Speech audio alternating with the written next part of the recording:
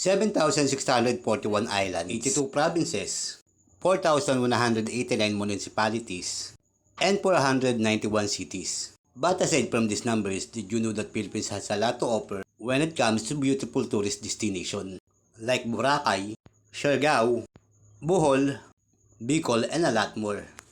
And that is the reason why I decided to do the Philippine Loop. To discover, to explore, and to share to all of you the raw beauty of our country, Philippines.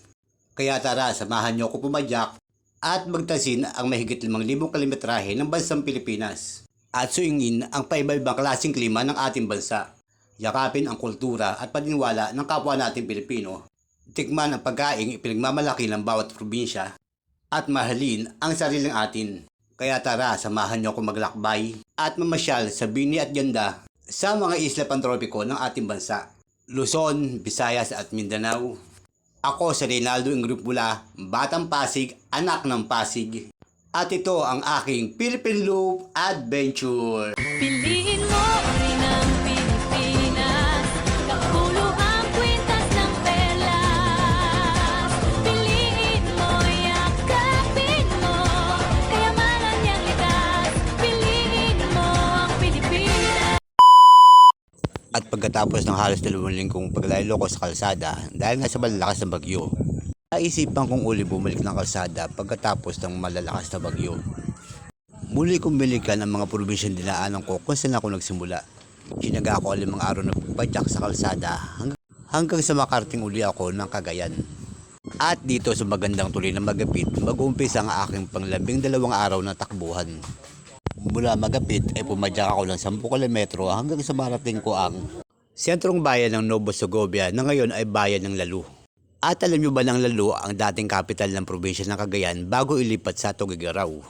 At sa bayang ito makikita nyo ang luma at makasaysayang simbahan, ang parokya de Santo Domingo de Guzman. Nakaharap sa ilog ng Cagayan ang kanilang simbahan. Taong 1572 nang ipatayo ito ng isang padring Dominikano na si Juan Salcedo. Meron itong 8 pillars at libo-libo mga bricks na pinagpatong-patong. Kasama na riyan ang lumang kampanaryo ng kanilang simbahan. Pagtapos kong pasadahan ng kamera ang kanilang simbahan, bumalik na uli ako ng kalsada hanggang sa marating ko ang bayan ng Kalamanyogan kung saan ako inabutan ng matinding ulan. Halos 4 na oras din akong napahinto sa pagpadyak sa pag-asang titigil ang ulan pero hindi. Pinadyak ko na lang ang 10 kilometro kahit na masungit ang panahon hanggang sa marating ko na ang magandang arko ng Apari. Taong 1905 na maging trading post ng mga Hapones ang bayan ng Apari. Ibig sabihin, sa bayan ng Apari nangyayari ang palitan ng mga kalakal na tinatawag na kalakalang galyon nung araw. But wait, Apari nga ba talaga ang dulo ng Luzon? At sa aking pagpadyak, nakita ko ang pinakahuling kilometer post. Kung mag-umpisa kang pumadyak sa 0 kilometer post sa may Luneta, kailangan mo pumadyak ng 584 kilometers bago mo marating ang Apari. Ito nga ba talaga ang dulo ng Luzon? O baka naman nagmatch lang sa jingle na ng Itbulaga na mula Apari hanggang Hulo.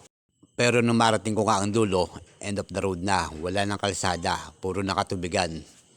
And when the river meet the sea, dito nga yan sa may Apari. Kasi nga, hati ang tubig rito, nung kalahati, Cagayan River, nung kalahati, Pacific Ocean. Napakalaki nga ng alon kanina pagpunta ko dyan. Parang anytime pwede magkaroon ng storm surge. Pero bilib ako sa mga mamang to, sa kabila ng malalakas na hampas ng alon, nakuha pa rin maghanap buhay. At nandyan pa rin ang mga basurang iniwan ng mga nagdaang bagyo. At yan ang kwento sa likod ng pang-12 araw ko sa kalsada. Maraming salamat sa panonood and God bless.